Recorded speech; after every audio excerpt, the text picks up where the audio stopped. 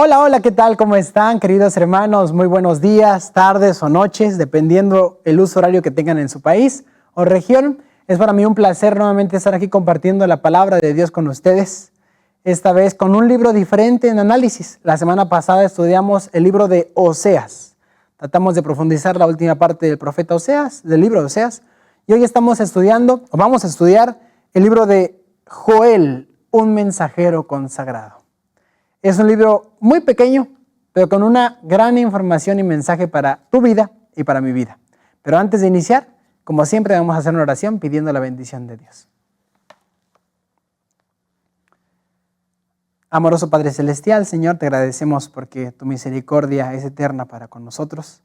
Queremos iniciar este pequeño estudio, Señor, con tu bendición, con tu gracia, que tú nos puedas guiar y ayudar para que en cada tópico que vayamos a estudiar, cada pregunta que se vaya a realizar, podamos encontrar una respuesta no humana, sino inspirada por tu Santo Espíritu, Señor. Bendice a las personas que están viendo este video, protégelas en casa, guárdalas y permite que puedan colocar toda la atención posible a tu palabra para que así tu palabra pueda transformar nuestros corazones. Pedimos esto y agradecemos en el nombre de Jesús. Amén. Queridos hermanos, amigos, estamos estudiando, como mencioné, el tema de los profetas menores. Siempre estudiamos los evangelios, siempre estudiamos Romanos, Corintios y Efesios y otros libros del Nuevo Testamento. Pero qué difícil es escuchar a Joel.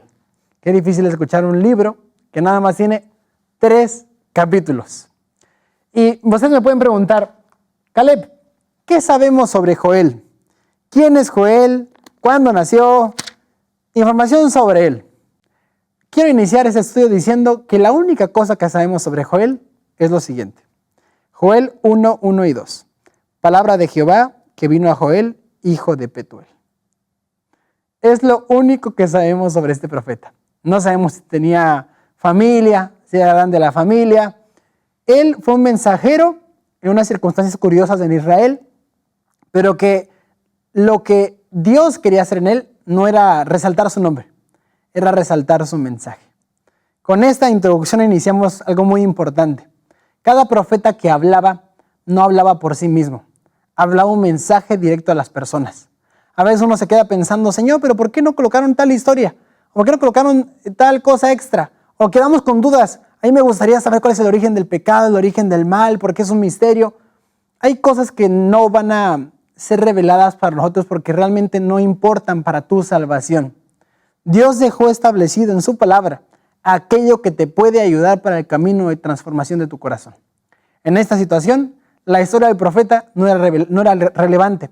Lo que sí es relevante es el mensaje que es tan actual como si fuese escrito este mismo año. Entonces esperamos que podamos disfrutar este estudio y bienvenido nuevamente seas a este programa de Escuela Sabática o de Estudio de los Profetas Menores. Quiero pedir disculpas. ¿Por qué? Tenemos una visita aquí, una mosca que está por el estudio pasando enfrente, atrás, volando. Si la ven por ahí en la grabación, tranquilos, es una simple mosca, no hace nada, pero nos está visitando aquí y es complicado sacarla en un estudio tan grande. Pero bueno, vamos a empezar entonces, queridos hermanos y amigos. Como mencioné, Joel, un mensajero consagrado. El profeta Joel tiene algo interesante a destacar, que como mencioné, no se sabe mucho sobre él. Lo único que sabemos es su nombre y el nombre de su padre. Y ya.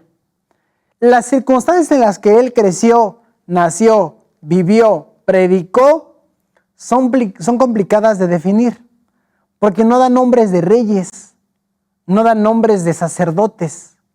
Y como no tenemos referencias históricas de un personaje así, no podemos deducir la fecha exacta en que él comenzó a servir o escribió este libro, o tuvo estas profecías. Pero tenemos 3 propuestas históricas que nosotros podemos encontrar, o los teólogos encontraron, y que hoy nosotros analizamos, que es la siguiente. Primera fecha, que este profeta Oseas viviera en el año 750 antes de Cristo. El mismo periodo aproximadamente donde vivió Oseas, Amós, Isaías más o menos. ¿Por qué? Porque en ese momento se estaba con esa presión de la conquista de Asiria. Entonces hay referencias mínimas, pero referencias de una invasión en este libro. Podría estar ahí. Segundo punto, segunda posibilidad, de que Oseas estuviera viviendo en el año 500 a 400 antes de Cristo, es decir, post-exilio, después del exilio. Es posible que Joel hubiese vivido en esa época, porque no se habla sobre reyes, solamente se habla sobre sacerdotes, sobre ancianos, y como no se habla sobre reyes, es porque no había reyes después del exilio, solamente había ciertos líderes ahí que gobernaban o destacaban o dirigían al pueblo, pero no eran reyes específicos. O tercera opción, imagínense, por eso les digo que es un poco complicado colocar una fecha exacta para este profeta. El tercero es de que fuera antes de todo lo que ya hablé, es decir, 800 antes de Cristo, cuando Asiria no era una amenaza, simplemente llegó una crisis social económica a Israel y Joel la avisó. Entonces son tres posibles fechas en las que pudo haber estado presente Joel.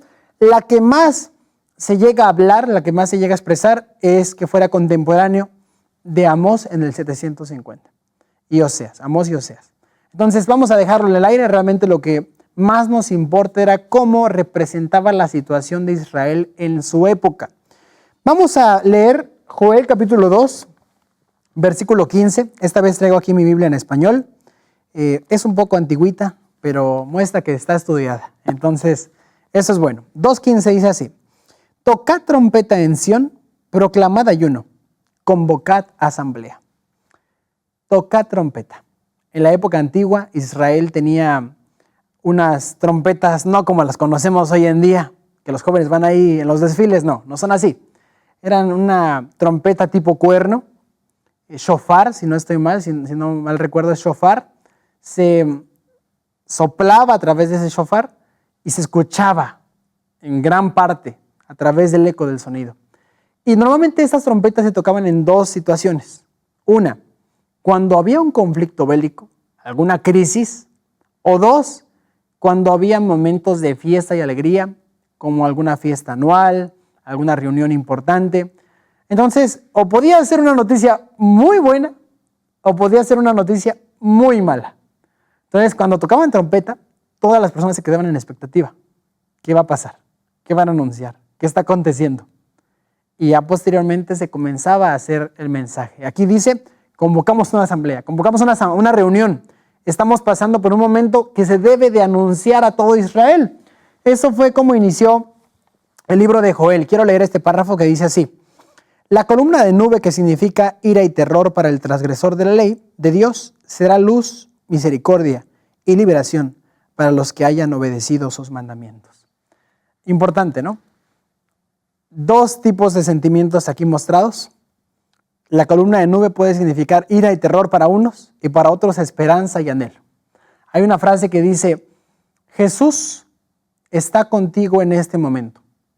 Eso puede ser lo mejor que te ha pasado en la vida o lo peor que te ha pasado en la vida. ¿Por qué? Si tu vida está consagrada a Jesús, si Jesús es tu amigo, si Jesús recibe el amor que tú le entregas todos los días y tú estudias, te dedicas, Jesús te ama, Jesús te cuida, Jesús te protege, Jesús tiene un futuro para ti. Pero si aquel Jesús es un Jesús que tú rechazaste, que tú olvidaste, que lo dejaste atrás, ese Jesús te puede amar, te puede querer, pero también es un Jesús que es un juez. Entonces, todo depende de cómo esté tu corazón. Esta noticia de la trompeta era dependiendo también de cómo estaba el corazón. Si el corazón estaba feliz, si el corazón estaba alegre, consagrado a Dios, el shofar era un símbolo de esperanza, de alegría. Pero si estaba alejado, mucho cuidado, porque podía ser una crisis que se avecinaba grandemente a Israel. ¿Qué pasa? Contexto histórico de Joel. Es importante mencionar que Joel es un profeta, y los profetas eran personas que anunciaban eventos en el futuro que iban a ocurrir, normalmente catástrofes o llamados al arrepentimiento. El mensaje del profeta era muy incómodo, siempre era muy incómodo. Entonces, un profeta tenía una profecía, lógicamente, pero esa profecía tenía 3 cumplimientos según lo que nosotros estudiamos a través de la palabra de Dios. Uno, el primer cumplimiento de la profecía era histórico. ¿Qué quiere decir? Se cumplía en las circunstancias en las que el profeta estaba hablando. Si le dijo Jonás a Nínive, va a ser destruida en tantos días. Bueno, va a ser aplicado para Nínive. Va a ser destruida Nínive, no otro lugar, no otra nación, no otro país, solo Nínive. Es el primer cumplimiento, el cumplimiento histórico. El segundo es tipológico. ¿Qué significa eso? Tomar esa profecía y aplicarla para otro momento histórico que tenga circunstancias muy semejantes. Vamos a colocar un ejemplo, Mateo 24. Mateo 24, Marcos 13 y Lucas 21 nos habla acerca del fin del mundo, los eventos antes de la segunda venida de Cristo. Y eso se fue aplicado históricamente en el año 70 en la destrucción del templo de Jerusalén. Todas las señales de Mateo 24 fueron cumplidas ahí. Pero hay otras que no, que se cumplieron mucho más en el futuro. Un cumplimiento que sería tipológico sería en la época de la Reforma Protestante, la persecución por el papado, las personas estaban escondidas en las montañas, en las catacumbas, y las mismas señales que aparecen en Mateo 24 se repitieron ahí, un cumplimiento tipológico. Pero también está el tercer punto, que es un cumplimiento escatológico. ¿Qué quiere decir? Que puede ser cumplido ya hasta en la parte final de la historia del mundo. Los mismos acontecimientos de Mateo 24, de Marcos 13 y Lucas 21 pueden ser cumplidos en nuestra época. Entonces vamos a analizar bajo estos tres factores este punto de la historia de Joel. Joel da profecías para su época, para otra época y muy probablemente para la época en la cual estamos viviendo. Por eso la voz del profeta es tan actual como en la antigüedad lo fue. Ahora, ¿qué catástrofe describe el profeta Joel y cómo se relaciona a un evento que aún es futuro?